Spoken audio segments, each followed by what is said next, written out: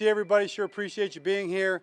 Very good practice, very competitive practice, a physical practice. Thought the guys really stepped up and did a good job, and we improved today. What questions you have?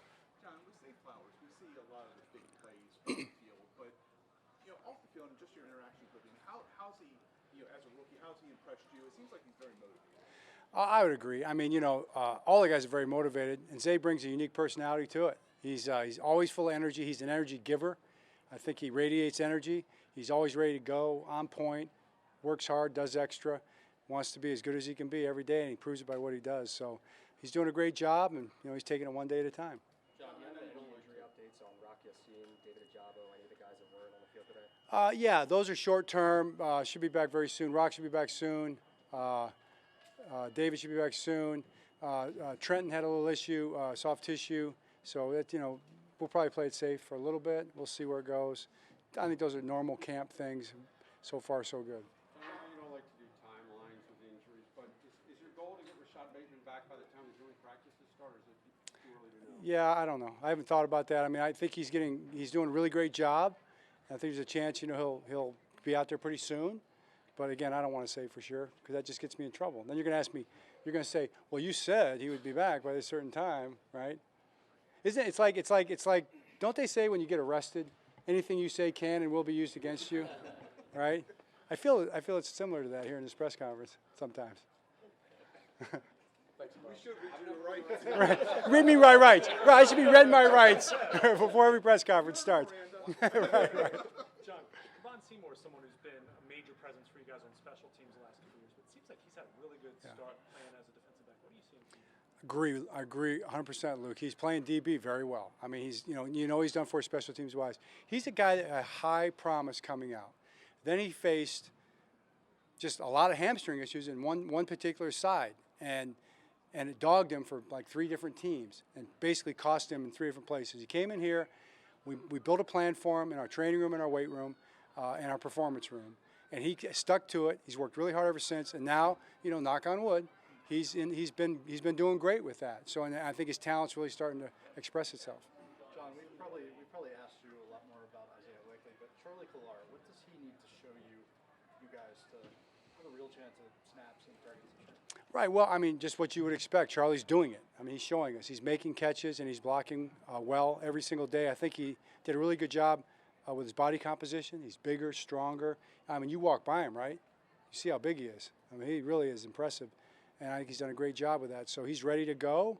And let's see how it goes in the practices and games. But I expect him to do very well. I mean, I think he's going to earn playing time. Todd Monken said yesterday that he's looking for one of those tight ends to maybe be able to do the inline job a little bit more. Do you think either of those second-year guys could potentially do that to some degree? They're not known for that. I absolutely do. I mean, I watch them in practice. We had the inside run drill today. They're doing very well. So let's see what happens. But they can do it. I believe that.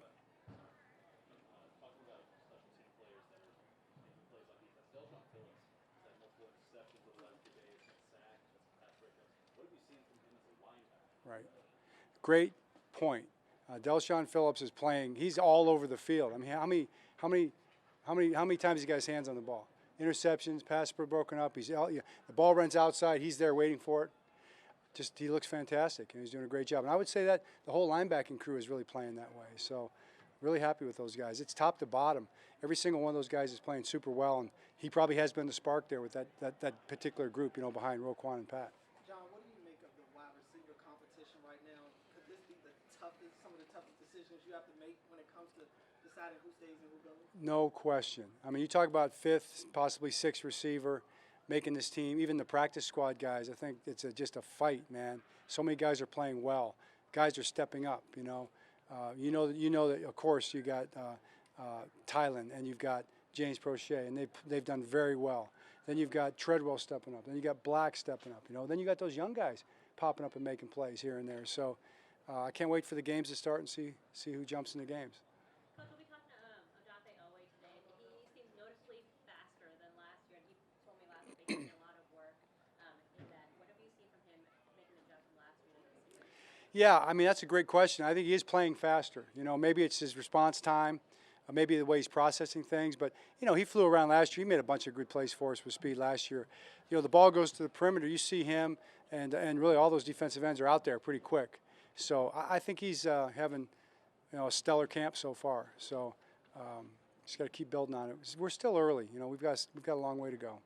John, when Lamar met with the media after the first practice, he mentioned how there was a much different vibe to this year's training camp. And Mark Andrews, to NFL Network, said this is the most laser-focused team he's been a part of this deep into training camp. Is there a different feeling for you compared to last year?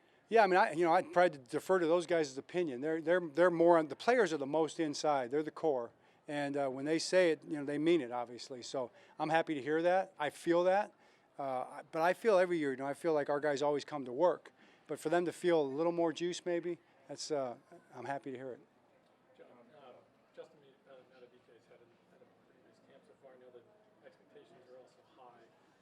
What does he need to do, in your view, to kind of make that next leap forward? Right. Well, you watch the tape and he played really well last year. So it's just probably a matter of consistency and stack even more great reps on top of those reps from last year. He's been very explosive, as you've seen, both in the run game and pass game. He spent a lot of time in our backfield so far this year, and usually not going around guys. So I really expect, again, high expectations for him. He's a very determined guy. He doesn't say much. He kind of does his talking with his pads, and that's what we've seen so far. John, we saw Mark Andrews got a little frustrated today. I think Lamar at times punted the ball away. Yeah. Todd Monken said yesterday, we're not where we need to be right now, but that's okay. Can you talk a little bit about the progress of the offense and just the competitiveness out there and kind of the, how demanding they're being of where they're at and where they need to get to? Absolutely. It's a reflection, I think, of their perfectionism. They're chasing perfection, and that's what you want to see from your players. When your players take that mindset, you have a chance. Coaches pretty much always have that mindset. When the players take on that personality, I think because they feel they're capable of it, that's what you want to see. I mean, the offense had a very good practice today. They won the practice with the points by about 8 points, I think. It doesn't happen too often. Usually the defense wins those practices. The defense also had a good practice, but the offense made a bunch of plays. So the few plays they didn't make, and they're mad about them, that's good. We do two more guys. John, it seems like this is the most Lamar's thrown to running backs of any camp that I've been to. I mean, I think Giro said, that Lamar at times was the check down in that offense. Are you guys moving away from that kind of thing, or is it just kind of too early to say with just how he's going to process stuff? No, I mean, I think the backs are very much a part of the passing game right now, and whether it's check downs, whether it's, flat routes. You saw we threw a wheel route in the corner of the end zone that we almost made, just kind of went right out of bounds, but the catch was still made. Rookie running backs don't get named yet. We'll see, before we can start using his name. But number 34, he showed he can run. He's got good hands, So yeah, and I think all the backs, Gus, who is, maybe not been known for that, has made a lot of good catches and run some really good routes. So all those guys are really doing a good job. I feel like every one of our backs is a good receiving back right now. I mean, Melvin Gordon's done a great job. Justice has looked good doing it. They've all looked good doing it. This might be a bit broad, but about 2 weeks into training camp, how have you seen the rookies take on the challenge of daily practice and involvement?